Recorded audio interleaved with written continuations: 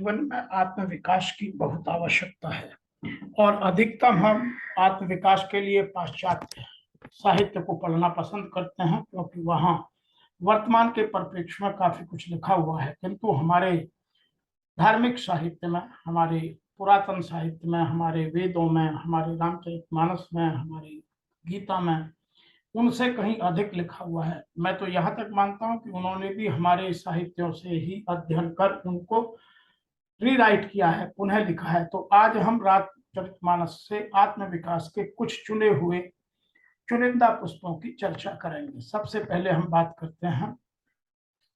बोले बिहस महेश तब ज्ञानी मूढ़ न को, जेहि जस रघुपत करहि जब जो सस तोई क्षण हो। यह बालकांड में भगवान विष्णु के रामावतार के कारण और भगवान की लीलाओं का उद्देश्य समझाते हुए भगवान शिव ने माता पार्वती को यह समझाया कि कोई इस भ्रम में न रहे कि वह सदैव सर्वज्ञानी है या कोई हमेशा मूर्ख ही बना रहेगा। भगवान की जब जैसी इच्छा होती है वह प्रत्येक प्राणी को वैसा ही बना देते हैं। वह अपना खेल खेलने के लिए, अपनी माया का विस्तार करने के लिए प्राणियों के रूप को, प्राणियों के ज्ञान को, प्राणियों के धन को, प्राणियों के वैभव को बदलते रहते हैं।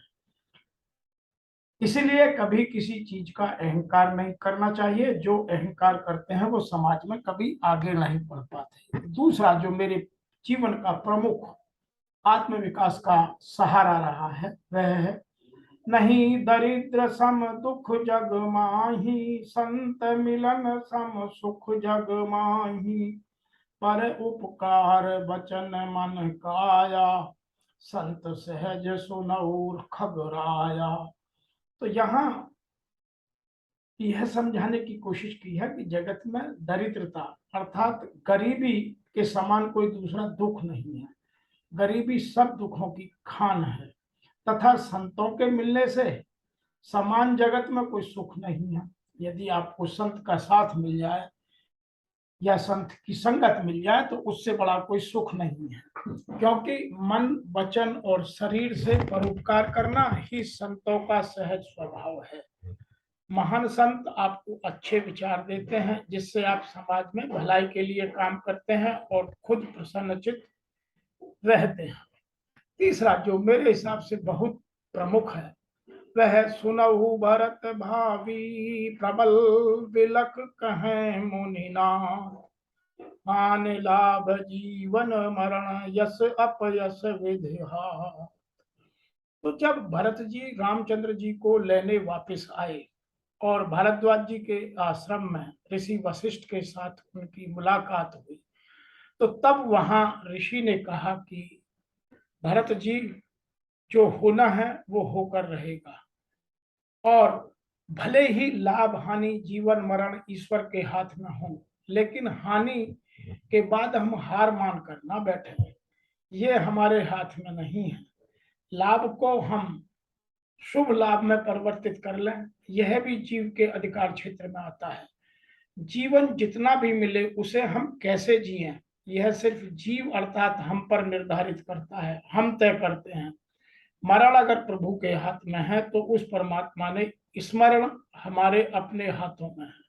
हम उसका कितना स्मरण करते हैं, कितने अपनी अपकीर्ति को या कीर्ति को बढ़ाते हैं, यह हमारे हाथ में है।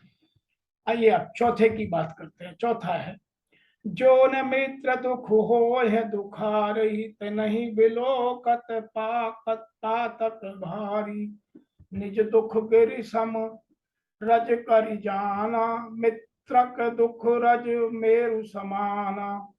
तो जब भगवान राम और सुग्रीव की मित्रता हुई उस संदर्भ में बाबा तुलसीदास ने यह चौपाई लिखी है और यह चौपाई हम सबको ज्ञान देती है कि मित्रता निभाने वाले भगवान भी सहायता करते हैं। तो भगवान थे वो कुछ तरह भी कर सकते थे, लेकिन आपको पता है कि भगवान ने सुग्रीव की सहायता किस तरह की। अतः हमें आज अपने मित्रों का चयन करते वक्त इन चीजों का ध्यान रखना चाहिए। जो लोग मित्र या फिर दूसरों के दुख को देखकर दुखी नहीं होते, उन लोगों की मदद नहीं करते, ऐसे लोगों को देखने से भी पाप लगता है। जो लोग अपने दुख को भूलकर दूसरों की सहायता करते हैं, ईश्वर स्वयं उनकी मदद स्वयं करते हैं। तो हमें सदैव परोपकार के काम, दूसरों की मदद करने का प्रण लेना चाहिए। नंबर नेक्स्ट है, आगे कह मृदु वचन बनाई, पाछे अनहित मन कट लाई, जाकर चित अहिगत सम भाई, असिकृत परुहार भलाई।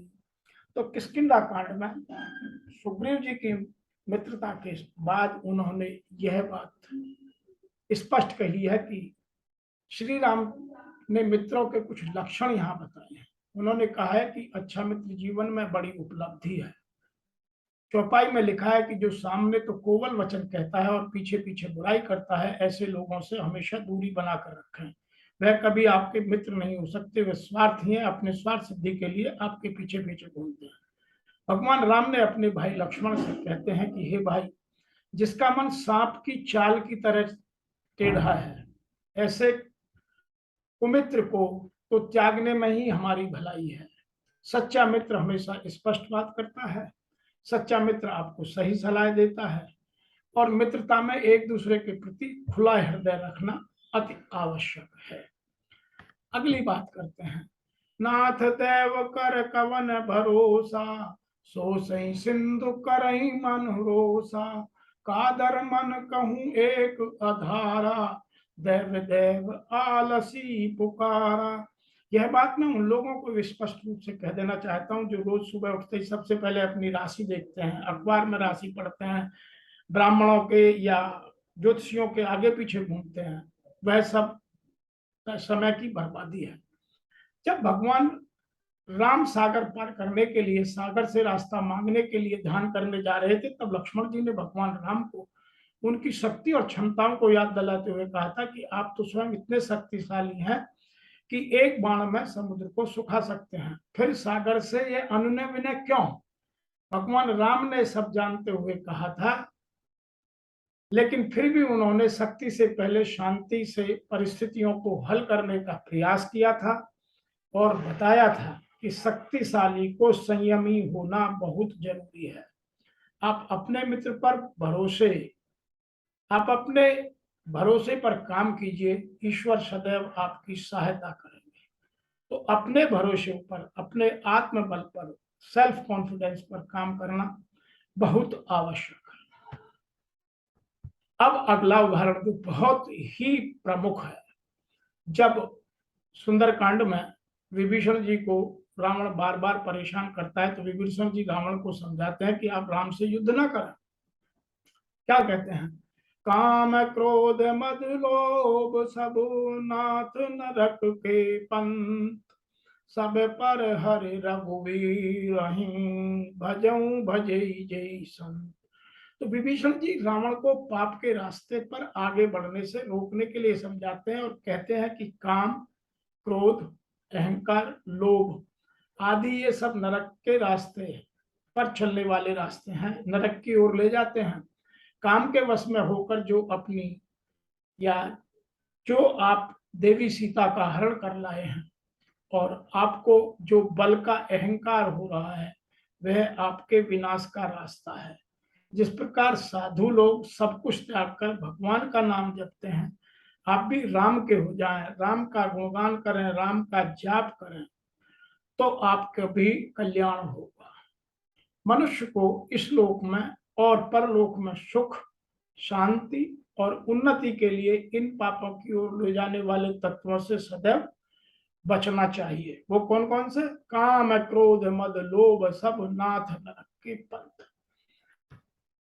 अगला है, मोह सकल व्याधन कर मूला, तिनके पुण्य उपजहि बहुसूला, काम बात कप लोभ अपारा, क्रोध पित्त नित छाती जारा।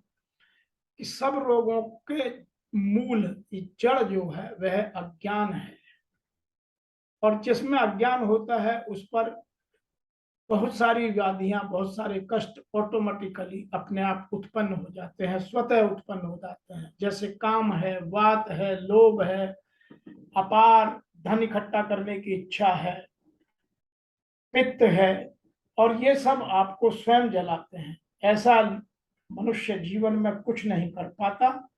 हमेशा आगे बढ़ने के लिए इन चीजों को त्यागना जरूरी है। और मैं यहाँ नारद मुनि का उदाहरण देता हूँ। जब उनको मोह हुआ तो वो भगवान विष्णु के पास गए, उन्होंने बहुत अच्छा अपना शरीर मांगा। तो भगवान विष्णु ने उन्हें बंदर का रूप दे दिया, जिसके कारण उन्होंने भगवान विष्णु को बाद में श्राप दिया। तो नारद मुनि के मोह के कारण बहुत सारे काम इस प्रकृति में बिगड़ गए। तो हमारे मोह के कारण हम अपने कितने कामों को बिगाड़ लेते हैं। हमको इन चीजों से अपने जीवन में अपने आत्मबल को ठीक करने की प्रेरणा लेनी चाहिए। अगला है जो सबसे महत्वपूर्ण मुझे लगता है, जो बाबा तुलसीदास ने नहीं, रामायण में वाल्मीकि जी ने लिखा है। अपि च स्वर्णमयी लंका लक्ष्मण में न रोचते, जन्मी जन्म भूमिश्च स्वर्गादपि गरीयसी।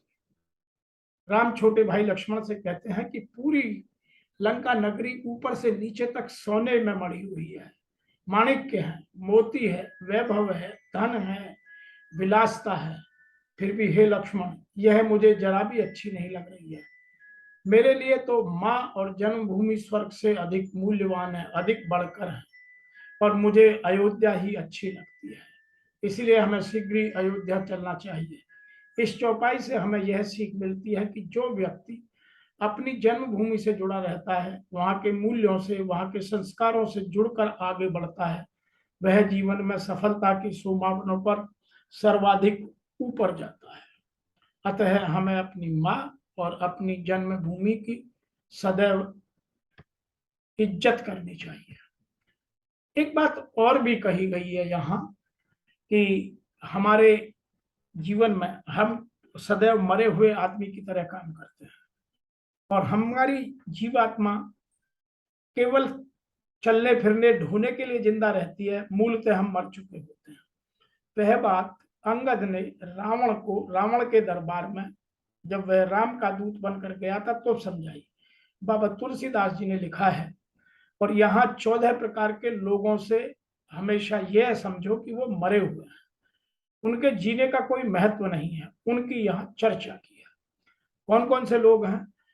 कौल काम बस कृपन विमूढ़ा, अति दरिद्र अजसे अति बूढ़ा, सदा रोग बस संसत क्रोधी, विष्णु विमुख श्रुत संत विरोधी, तनु पोषक निंदक अघ खानी, जीवत सब समुचोद है प्राणी। तो ये 14 प्रकार के लोग जीते हुए मरे के समान है। कौन कौन से? कामवश, जिसकी इच्छाएं कभी खत्म नहीं होती। काम का मतलब केवल कामों से नहीं, कामना से है, जिसकी इच्छाएं कभी खत्म नहीं होती। एक इच्छा मरते ही दूसरी पूरी हो जाती, दूसरी पूरी होते ही तीसरी पैदा हो जाती है, तो वह मरे के समान है। तीसरा है वाममार्गी, जो हमेशा नकारात्मक विचारों में घिरा रहता है, जो कभी सकारात्मकता सोचता ही नहीं, अच्छे विचार जिसके मन में आते ही नहीं। तीसरा कंजूस, जो कृपण है, धन तो है लेकिन उसे खर्च नहीं करता, उपकार की बात नहीं करता। अति दरिद्र, जो गरीब है। विमूढ़, जिसमें आध्यात्म का ज्ञान कभी आ नहीं सकता। अजसी, जो सदैव, जिसका यश नहीं है, अपकीर्ति हो गई है। अति बूढ़ा, सदा रोगवश, सतत क्रोधी, जो सदैव क्रोध में रहता है। अघखानी, तनु पोषक, जो दूसरों का पोषण नहीं करता। निंदक, जो दूसरों की निंदा करता है। परमात्मा विमुख, जो विष्णु का विरोधी है, परमात्मा का विमुख है। और श्रुत संत विरोधी है, जो अच्छे संतों का या श्रुतियों का, अच्छे साहित्यों का विरोधी है। ये 14 प्रकार के लोग जीते हुए मरे के समान है, इनके पास कभी नहीं बैठना चाहिए। जितनी जल्दी हो हमें उन सब का त्याग कर देना चाहिए। अतः अपने विकास के लिए, आत्म विकास के लिए हम यदि इन 10 बातों का रामचरितमानस से गहन अध्ययन कर, उन्हें ठीक से समझकर अपने जीवन में पालन करें, तो हमारा जीवन सुखमय, आनंदमय और संतुष्टि से भरा होगा। इसीलिए रामचरितमानस का अध्ययन करना हमारे लिए